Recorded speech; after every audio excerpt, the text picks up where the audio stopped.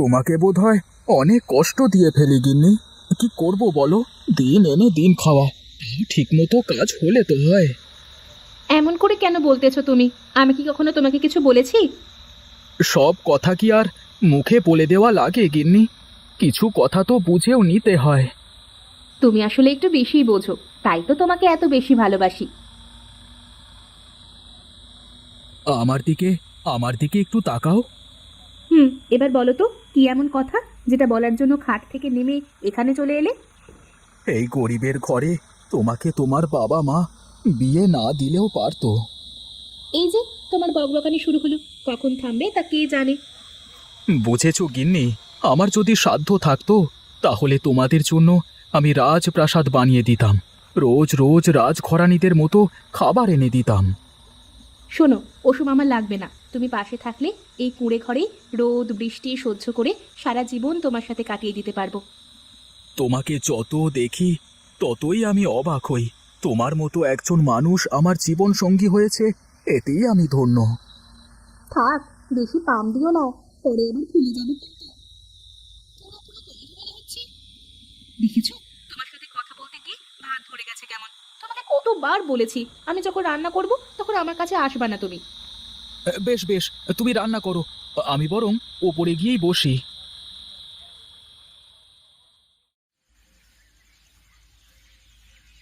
এ কি মা, তুই ঘুম থেকে উঠে পড়েছিস? হ্যাঁ বাবা, আমি ঘুম থেকে উঠে তোমাকে দেখতে না পেয়ে বাইরে চলে আসলাম। তা তোর মা কি করে ঘরের মধ্যে? মা তো বিছানা ঠিক করছে বাবা। জানো বাবা, আমি না অনেকগুলো ফুলের গাছ লাগিয়েছি, দেখবা তুমি? এসো এসো, এদিকে এসো। ও মা, এ তো একটা ফুলের বাগান করে ফেলেছিস রে মা। আমার বন্ধুদের বাড়ি থেকে একটা একটা করে ফুল গাছ এনে এখন আমার বাড়িতে ফুলের বাগান হয়ে গেছে বাবা। তা এসব গাছ বড় হতে তো অনেক দিন লাগবে রে মা। এখন তো বর্ষাকাল, যে কোনো সময় বৃষ্টি নামতে পারে, আর বৃষ্টির পানিতে এই ফুল গাছগুলো তাড়াতাড়ি বড় হয়ে যাবে বাবা, আর অনেক ফুল ধরবে।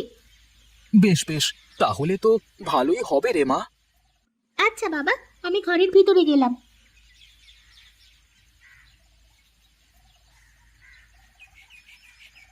কি দেখছো এখানে দাঁড়িয়ে? আমার মণিমা ফুলের বাগান করেছে, তাই দেখছিলাম। আমার সাধ্য থাকলে আমি ওর জন্য ভালো ভালো ফুলের গাছ এনে দিতাম। আরে এইসব কথা এখন রাখো তো, চলো ঘরে চলো, আমি তোমাদের খেতে দিই। তুমি কাজে যাবা না? কাজে না গেলে কি চলবে গিন্নি? চলো চলো, দুটো খেতে দাও, বের হয়ে পড়ি। উম, উম, কি গো, তুমি খাবে না?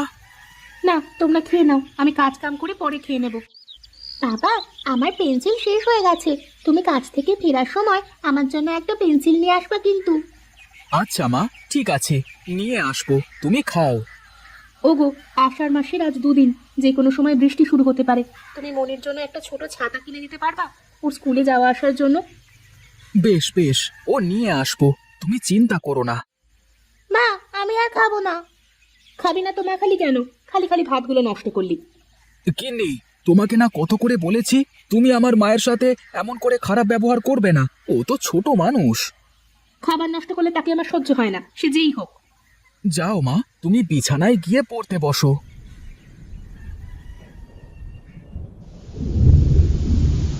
ওহ, বৃষ্টিটা যে কখন থামবে। এই বৃষ্টি কি থামার বৃষ্টি নাকি? এখন বর্ষাকাল, আষাঢ়ে বৃষ্টি হচ্ছে, থামতেও পারে নাও পারে। এভাবে বৃষ্টি পড়তে থাকলে কাজে যাব কিভাবে এর ভেতরে? সেই জন্যই তো আগে থেকে ভেবেচিন্তে একটা ছাতা কিনে থুয়ে দিতে হয়। ভুলই হয়ে গেছে, এখন যেমনই হোক কাজে তো যেতে হবে। কি করে যাবে শুনি এর মধ্যে? তুমি একটা পলিথিনের কাগজ টাগজ কিছু দিতে পারবে না?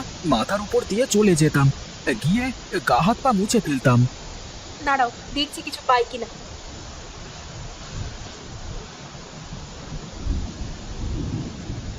এই নাও, এটা মাথায় দিয়ে যেতে পারো কিনা দেখো। হ্যাঁ হ্যাঁ, এটা হলেই হবে। দাও দাও দেখি।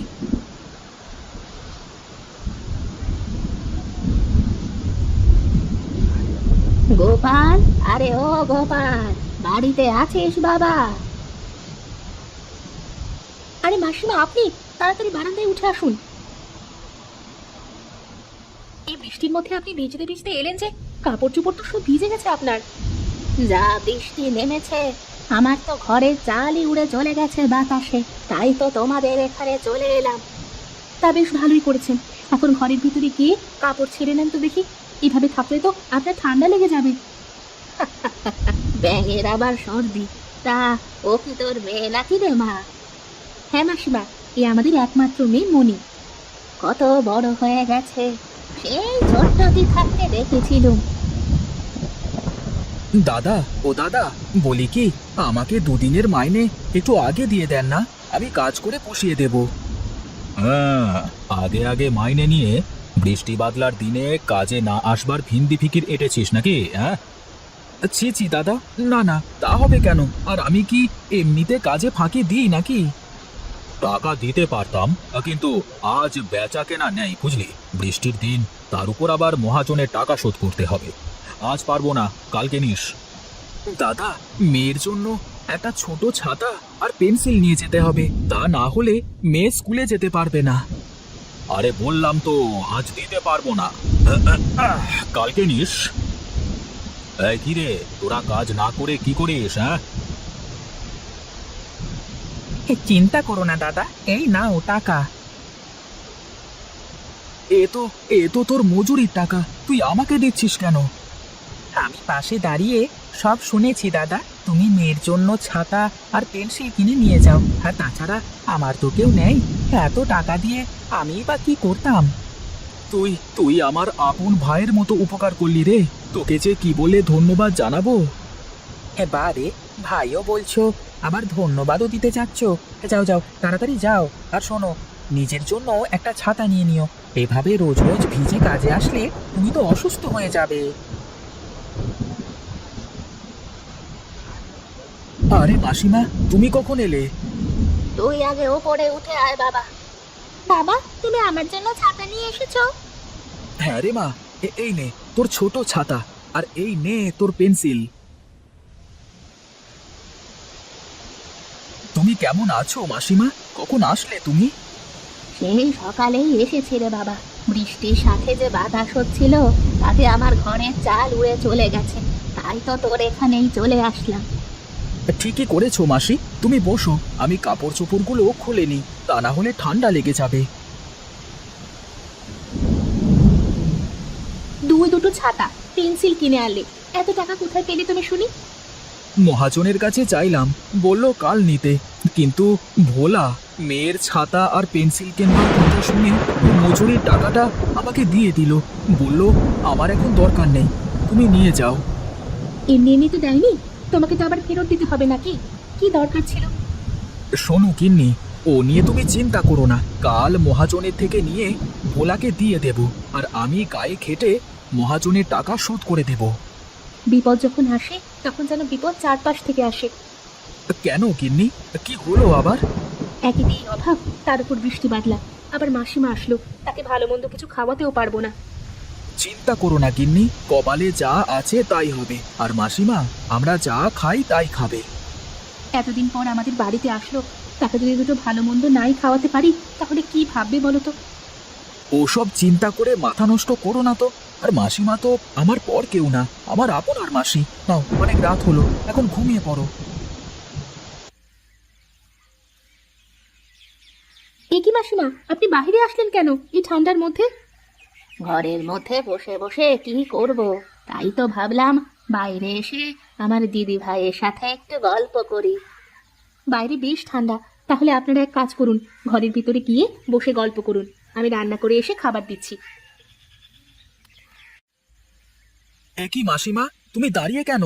বসো বসো। এই নে বাবা, এটা রাখ, এটা তোর কাজে দেবে। এটা কি মাসিমা? খুলে দেখ কি আছে ওর মধ্যে। এ তো অনেক টাকা মাসিমা। এত টাকা তুমি কোথায় পেলে মাসিমা?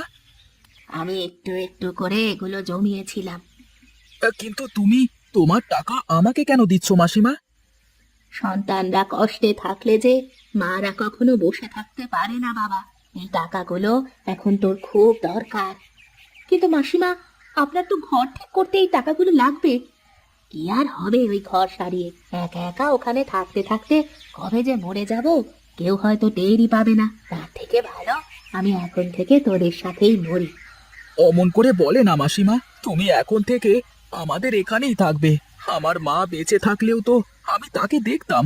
তুমি না হয় আমার মা হয়েই এখানে থেকে যাও আমাদের সাথে। হ্যাঁ মাসিমা, আমার মেয়ে তাহলে দিদিমার আদর পাবে। ওর ভাগ্যে তো আর দাদুর আদর জুটলো না। ঠিক আছে রে মা, আজ থেকে আমরা সবাই একসাথে খুব হাসি খুশি থাকবো। আমাকে তুমি রোজ রূপকথার গল্প শোনাবে ঠাকুমা? হ্যাঁ রে দিদি ভাই, আমি রোজ তোকে রূপকথার গল্প শোনাবো।